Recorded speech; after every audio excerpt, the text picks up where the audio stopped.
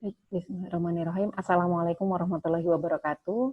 Pada kesempatan ini kita akan membahas materi kaitannya dengan usabilitas atau kemudahan dan kebergunaan.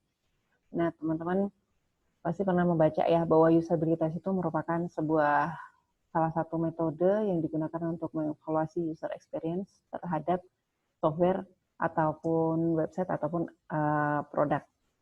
Di dalam usabilitas ini adalah kebergunaan kaitannya dengan bagaimana mengevaluasi sebuah produk berdasarkan aspek efektivitas, efisiensi maupun satisfaction. Definisi ini berdasarkan ISO 924111. Nah, di dalam efektivitas sendiri yang dimaksud di sini adalah seberapa efektif tujuan dari pembangunan sebuah produk ataupun website tersebut.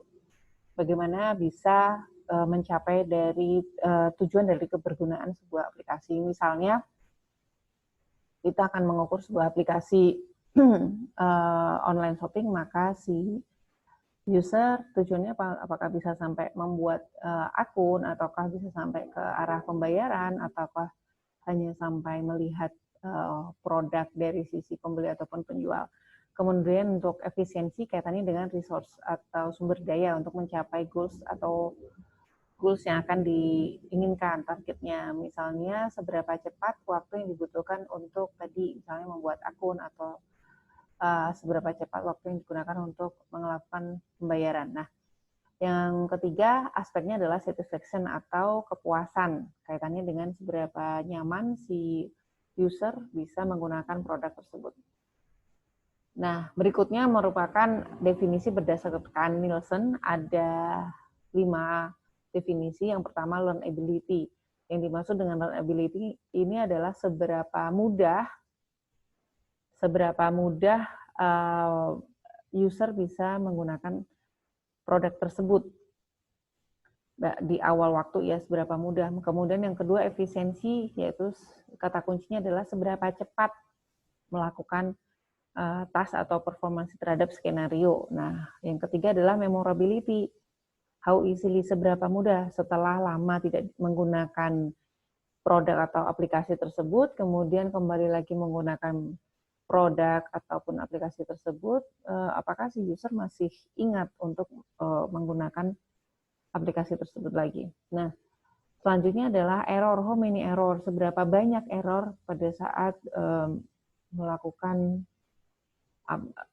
uji coba pada aplikasi tersebut. Kemudian terakhir masih sama ya kaitannya dengan satisfaction, how pleasant, berarti seberapa puas si user menggunakan aplikasi tersebut. Nah, ini adalah beberapa definisi berdasarkan ISO, Nielsen, ataupun Schneiderman ya. Kalau di ISO kaitannya dengan efisiensi, Nielsen kaitannya dengan efisiensi dan learnability. Untuk Schneiderman adalah masih sama, speed of performance, seberapa cepat, dan time to learn. Kemudian untuk efektivitas di ISO, masuk ke Nielsen meliputi memorability dan error. Nah, ini juga sama, Schneiderman kaitannya dengan retention over time dan rate of error by users. Satisfaction sama kaitannya dengan kepuasan si user. Kemudian mengapa usabilitas itu penting? Yang pertama adalah improve user experience ya, meningkatkan pengalaman pengguna, kemudian increase accuracy, kemudian bisa meningkatkan customer satisfaction, serta mempersingkat waktu sehingga user tidak perlu mencari, responden tidak perlu menghabiskan waktu yang lama untuk mencari sebuah tombol ataupun fitur. Terkadang kita menggunakan aplikasi baru dan kita bingung untuk menggunakannya. Di mana fitur yang penting atau informasi-informasi penting kadang susah untuk ditemukan di dalam sebuah aplikasi atau produk tersebut. Kemudian, why usability is important, ini berdasarkan Alan Dix ya, di bukunya Dix Alan di HCI. Yang pertama terkait dengan frustasi, kedua waste time atau error. Masih sama seperti yang saya sampaikan sebelumnya, terkadang misalnya mencari tombol on off untuk remote ataupun di produk, kadang user bisa sampai frustasi. Kemudian waste time, membuang waktu untuk mencari tadi fitur yang dibutuhkan, ataupun seberapa sering error, sering menggunakan aplikasi tapi nggak bisa back, atau banyak error ketika running aplikasi tersebut. Kemudian usabilitas itu penting juga untuk meningkatkan produktivitas dari si user, kemudian mengurangi biaya tanpa perlu melakukan uji coba berulang kali ya. Kemudian increase penjualan, kemudian juga bisa enhance customer loyalty. Kalau kita sudah cukup nyaman dengan satu aplikasi ataupun website, biasanya user akan setia untuk menggunakan aplikasi atau website tersebut. Kemudian tadi bisa juga mendapatkan customer baru apabila sistem tersebut mudah untuk digunakan. Kemudian selanjutnya kaitannya di mana pengujian usabilitas itu bisa dilakukan. Yang pertama bisa di in a real work setting atau di tempat yang sesungguhnya atau berdasarkan usability lab testing. Bila dilakukan di laboratorium, maka pengujiannya dibuat seolah-olah sama seperti di lokasi yang sesungguhnya. Dan di situ perlu adanya observer, test respon, kemudian ada ruangan terpisah untuk mengobservasi dari si user. Kemudian kapan aplikasi ataupun usabilitas ini bisa diuji? Bisa di awal, during early design stage, untuk memprediksi produk usabilitas, untuk mencek ide. Kemudian yang kedua, later in design, untuk mengetahui identifikasi problem, kesulitan dari si responden. Atau bisa juga untuk mengimprove ya, upgrade sebuah produk. Selanjutnya ada berbagai macam metode, how ya, ini kaitannya dengan how, kaitannya dengan metode dalam usabilitas, bisa dari segi informal usability session, focus group, user testing, interview, atau kuesioner usabilitas juga banyak, mulai dari web use questionnaire, SAMI, dan seterusnya. Kemudian ada survei, ada self-report, observasi, remote usability testing, field test, dan laboratory testing. Kemudian di sini bisa dilihat ya contoh dari ini ada metode berdasarkan Nielsen tadi, berbagai macam metode mulai dari heuristic, performance measurement, thinking aloud, sampai user feedback. Kemudian penjelasan kaitannya dengan life cycle stage. Dan ada juga number of user needed, contohnya performance measurement. Performance measurement ini dilakukan secara langsung untuk menguji sebuah produk ya. User diberikan skenario atau task, penugasan, kemudian diobservasi, kemudian di-record. Nah, ini kita akan tahu problem apa saja yang dialami oleh user. Nah, di performance measure, berapa jumlah responden yang dibutuhkan? Nah, ini at least 10 responden. Kemudian thinking aloud juga sama ya, relative design ini 3-5 responden. Untuk observasi minimal 3 atau lebih. Sedangkan untuk kuesioner paling tidak butuh sekitar 30 responden. Untuk interview minimal 5 responden. Sedangkan untuk focus group discussion adalah 6-9 per grup. Dan di sini ada perbandingan keuntungan, kelebihan, dan kekurangan dari masing-masing metode. Di dalam materi usabilitas ini, kita terutama untuk praktikum ya, materinya lebih banyak ke performance measure, remote usability, ataupun ke kuesioner. Bisa juga katanya dengan interview dan focus group. Nah, ini merupakan gambaran dari laboratory testing ya. Di dalam laboratorium diupayakan seperti the real work setting, kemudian observer berada di luar dari area pengujian. Kemudian thinking aloud juga sama berkaitan dengan apa yang dirasakan atau apa yang dipikir oleh si user. Kemudian fokus group discussion, jadi ada 5-10 orang berdiskusi kaitannya dengan aplikasi atau website yang akan diuji. Nah, untuk usability testing sendiri mohon diperhatikan kaitannya dengan real user dan real task. Contohnya adalah ketika kita akan menguji sebuah aplikasi untuk e-commerce, misalnya kita harus tahu siapa real user kita. Kemudian real task. Real task ini disesuaikan dengan fitur yang ada pada produk tersebut. Kemudian prototype atau produk langsung, dan observasi tidak bimbing ya dalam mengerjakan sebuah pengujian. Selanjutnya ada 8 langkah untuk pengujian usabilitas berdasarkan Rubin dan Chisnell. Yang pertama, merencanakan pengujian dulu, merencanakan apakah saya akan merancang untuk aplikasi A, B, C, apakah akan dilakukan di early design atau di later in design, kemudian butuh berapa orang yang direkrut, kemudian metode apa saja yang akan dilakukan, itu masuk ke plan to test. Kemudian setup environment juga sama ya, harus mengkondisikan, misalnya untuk lingkungannya sudah kondusif atau belum. Kemudian yang ketiga adalah find and select partisipan, menyeleksi partisipan. Nanti kita akan bahas di slide berikutnya kaitannya dengan user. Kemudian prepare tes material. Contohnya misalnya kita butuh kaitannya dengan apakah butuh laptop, apakah butuh gadget, apakah kita butuh alat tulis, atau kita butuh recorder. Itu masuk ke prepare tes material. Kemudian conduct test session. Nah ini sudah mulai untuk pengujian, partisipan perlu di briefing, kemudian ada observers selama melakukan pengujian. Kemudian menganalisis data, terakhir adalah membuat laporan dan rekomendasi. Baik, selanjutnya kaitannya dengan who, siapa yang menjadi subjek di dalam usability testing ini. Teman-teman harus menentukan siapa target usernya, kemudian gunakan real user ya.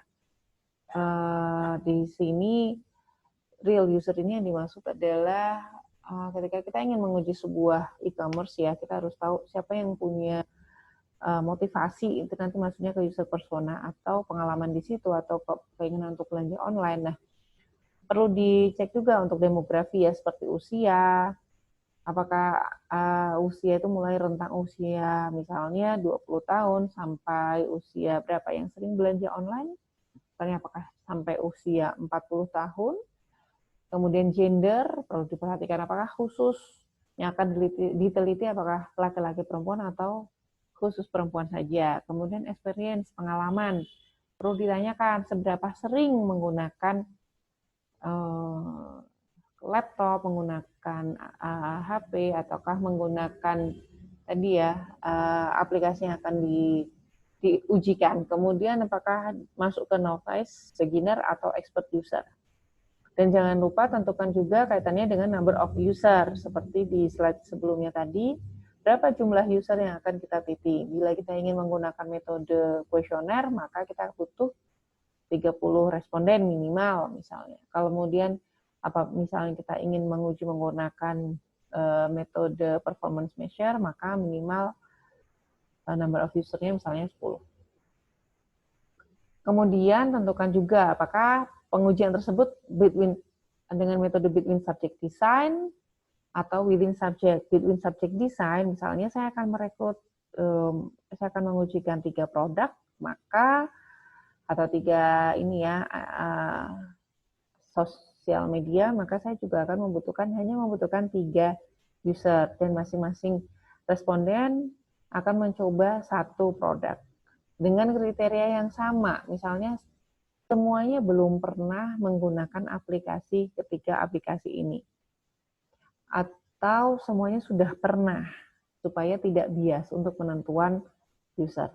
Atau kita masuk ke within subject. Within subject ini, 1 user atau responden akan mencoba ketiga produk tersebut.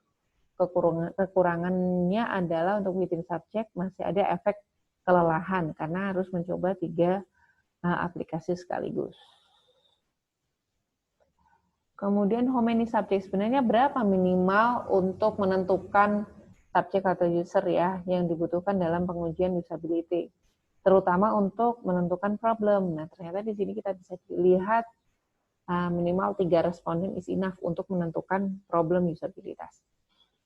Karena setelah itu biasanya akan perulangan hal yang sama untuk mengevaluasi problem dari sebuah produk.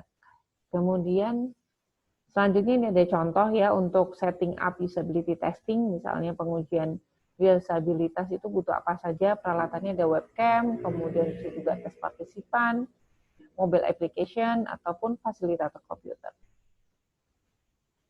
Nah, di dalam pengukuran usabilitas dibagi menjadi dua ya, performance measure itu sebagai atau dikatakan juga sebagai objective measure secara action langsung atau behavior yang bisa kita lihat, kemudian subjective measure ini adalah sesuai dengan persepsi manusia atau responden.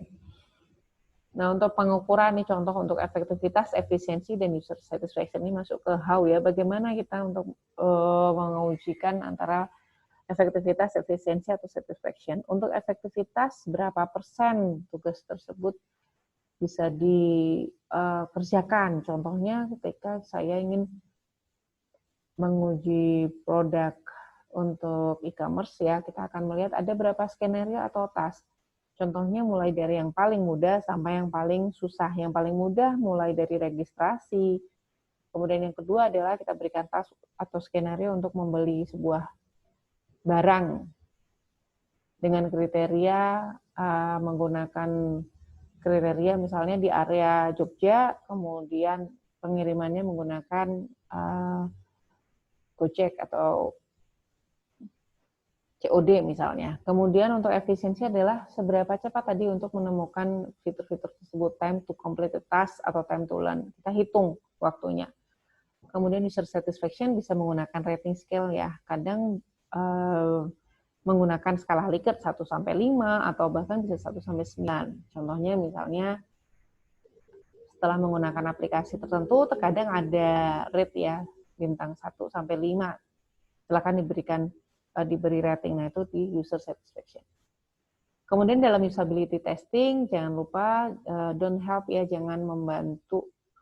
Karena sebagai observer kadang kita gemes juga, misalnya lihat, oh ternyata aplikasi kok belum bisa untuk mengklik step-step selanjutnya. Nah itu tidak diperkenankan. Kemudian jangan lupa untuk don't take it personally and thank the subject. Ucapkan terima kasih kepada user yang sudah membantu dalam proses pengujian. Kemudian listen and observe. Jadi perlu observasi secara detail, have fun, kemudian menerjemahkan what does he mean. Kadang pada saat pengujian juga atau ada kata-kata dan seterusnya. Kemudian tulis secara detail, write everything down, kemudian don't interfere or ask leading question. Jangan terlalu banyak tanya ketika selama pengujian. Nah, ini ada beberapa referensi untuk materi usabilitas. Nah, ini ada beberapa analisis latihan ya, mulai dari what, silakan ditentukan. What itu termasuk tadi ya, atribut usabilitas berdasarkan definisi tadi, apakah mau efektivitasnya, efisiensi, satisfaction, dan jangan lupa disebutkan, deskripsikan produk atau aplikasi yang akan diuji, didetailkan. Kemudian itu tadi what. Kemudian W yang kedua kaitannya dengan why, mengapa perlu menguji aplikasi ini atau website ini. Mengapa perlu menguji ini? Apakah ada komplain, problem, apakah sudah pernah ada error, apakah untuk meningkatkan kepuasan dari si user. Nah, ini itu masuk ke dalam why. Kemudian where, di mana pengujiannya, apa real work setting, apakah di laboratorium untuk pengujiannya. Silakan ditentukan untuk analisis dikaitan dengan where. Kemudian when. Nah, ini untuk website ini apakah masih di awal pembuatan atau sudah akhir. Kemudian yang selanjutnya adalah who, siapa yang jadi responden, apakah dia sebagai tentukan targeted usernya, apakah dia sebagai pembeli atau penjual, usianya ditentukan, usia berapa sampai berapa, jenis kelamin, pengalamannya, nah, itu untuk men-screening ya. Kemudian sudah berapa kali menggunakan aplikasi atau website, apakah sudah pernah atau belum. Terakhir kaitannya dengan how, bagaimana cara melakukan pengujian usabilitas. Teman-teman silakan pilih metode apa yang akan digunakan dalam pengujian tersebut. Apakah menggunakan performance measurement, ataukah menggunakan kuesioner, atau menggunakan interview. Nah, jangan lupa untuk membuat skenario atau task, mulai dari yang paling mudah sampai yang paling susah. Baik, itu tadi materi kaitannya dengan pengujian usabilitas. Semoga ada manfaatnya. Sekian, wassalamualaikum warahmatullahi wabarakatuh.